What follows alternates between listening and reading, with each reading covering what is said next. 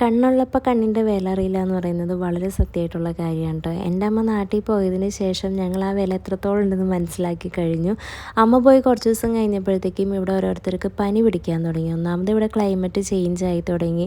ഞങ്ങളിപ്പോൾ വന്നിട്ടുള്ളൂ. അപ്പോൾ എന്തായാലും ഒരു വയ്യാഴി നമ്മൾ പ്രതീക്ഷിച്ചിട്ടുണ്ടായിരുന്നു. പക്ഷെ അത് ഈ ഒരു സമയത്ത് തന്നെ നമുക്ക് 8ൻ്റെ പണിയായിട്ട് കിട്ടുമെന്ന് നമ്മൾ ഒട്ടും വിചാരിച്ചിട്ടുണ്ടായിരുന്നില്ല കേട്ടോ. ആദ്യം വന്നത് പിള്ളേർക്കാണ്. പിള്ളേർക്ക് വന്നു കഴിഞ്ഞാൽ പിന്നെ പറയണ്ടല്ലോ, ആകെ ഒന്നും കഴിക്കില്ല. അല്ലെങ്കിൽ ഇവിടെ വന്നതിന് ശേഷം ഫുഡിങ്ങൊക്കെ ഭയങ്കര കുറവാണ്. പിന്നെ വയ്യാണ്ടായി കഴിഞ്ഞാൽ പിന്നെ തീരെ കഴിപ്പ് കുറവായി, അതേപോലെ മെഡിസിൻസ് കഴിക്കില്ല, അങ്ങനെയൊക്കെ മൊത്തത്തിൽ അവർ ഡൗൺ ആയിട്ടുണ്ടായിരുന്നു. ആകെ അവർക്ക് ഉണ്ടായിരുന്നത് വാശി, ദേഷ്യം, കരച്ചിൽ, ബഹളം ഇതൊക്കെയായിരുന്നു കേട്ടോ. അതുകൊണ്ട് തന്നെ അവരെ കൺട്രോൾ ചെയ്യാനായിട്ട് ഞാനും ചാച്ചനും നല്ല പോലെ പെടാപ്പാട് പെട്ടിട്ടുണ്ടായിരുന്നു.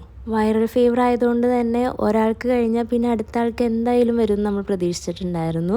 അങ്ങനെ പിള്ളേരുടെ എല്ലാം കഴിഞ്ഞ് അടുത്ത ആൾ ഞാനായിരുന്നു. അങ്ങനെ എനിക്കും കിട്ടി ചെറിയൊരു പനി. ചെറുതൊന്നല്ല, നല്ല വലിയ പനിയും തൊണ്ടവേദനയും മൂക്കടപ്പും എല്ലാം ഉണ്ടായിരുന്നു. അത് ഇതുവരേക്കും ശരിയായിട്ടില്ല കേട്ടോ. പക്ഷെ ഞാൻ ആ സമയത്തൊക്കെ പ്രാർത്ഥിച്ചത് ആർക്ക് വന്നാലും ചാച്ചന് വരല്ലേ എന്നായിരുന്നു. കാരണം ചാച്ചനും കൂടി ഇരിപ്പ് ആയിക്കഴിഞ്ഞിട്ടുണ്ടെങ്കിൽ നമ്മൾ മൊത്തത്തിൽ അങ്ങ് ഡൗൺ ആവും. പക്ഷെ ദൈവ പ്രാർത്ഥന കേട്ടില്ല. വൈറൽ ഫീവർ അല്ലേ, ഒന്ന് റൗണ്ട് ആയിക്കോട്ടെ എന്ന് വിചാരിച്ചിട്ടുണ്ടാവും. അറ്റ് ലാസ്റ്റ് ചാച്ചനും കിട്ടിയ പനിയും തൊണ്ടവേദനയും ജലദോഷമൊക്കെ.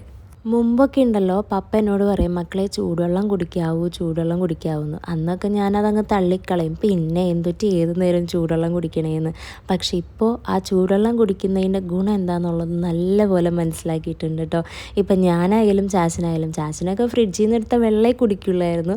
പക്ഷേ ഇപ്പോൾ എന്ന് പറഞ്ഞിട്ടുണ്ടെങ്കിലും എടി ഫ്ലാസ്കിൽ വെള്ളം എടുത്ത് വെച്ചോളൂ കേട്ടോ എന്ന് എന്നെ ഓർമ്മിപ്പിക്കുന്നത് ചാച്ചനാണ് കേട്ടോ. അത് ഓരോ ക്ലൈമറ്റിനെ ബേസ് ചെയ്തിരിക്കും. ഇനിയിപ്പോൾ ചൂടുകാലം വരുമ്പോൾ നമ്മൾ എന്തായാലും തണുത്ത വെള്ളത്തിലേക്ക് തന്നെ പോവുള്ളൂ. പക്ഷെ കൂടുതലും ചൂടുവെള്ളം കുടിച്ചു കഴിഞ്ഞാൽ നമ്മുടെ ആരോഗ്യത്തിന് നല്ലതാണെന്ന് ഞാനിപ്പോൾ നല്ല പോലെ പഠിച്ചു കേട്ടോ.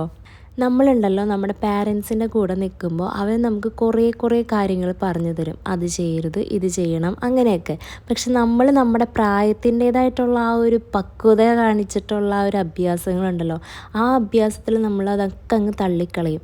പിന്നെ നമ്മൾ നമ്മുടെ പാരൻസിനെ വിട്ട് മാറി നിൽക്കുന്ന സമയത്തായിരിക്കും അവർ പറഞ്ഞു തന്ന പല കാര്യങ്ങളും എത്രത്തോളം വാല്യുബിൾ ആയിട്ടുള്ള കാര്യങ്ങളാണ് എന്നുള്ളത് നമ്മൾ മനസ്സിലാക്കുക. നമ്മുടെ ലൈഫാകുമ്പോൾ അതിൽ സന്തോഷം ഉണ്ടാവും, സങ്കടം ഉണ്ടാവും, അസുഖങ്ങൾ ഉണ്ടാവും, എല്ലാം കൂടി ഉണ്ടാവും. സന്തോഷം മാത്രം വേണമെന്ന് ആഗ്രഹിച്ചു കഴിഞ്ഞാൽ അത് ഇച്ചിരി അത്യാഗ്രഹമായി പോവില്ലേ.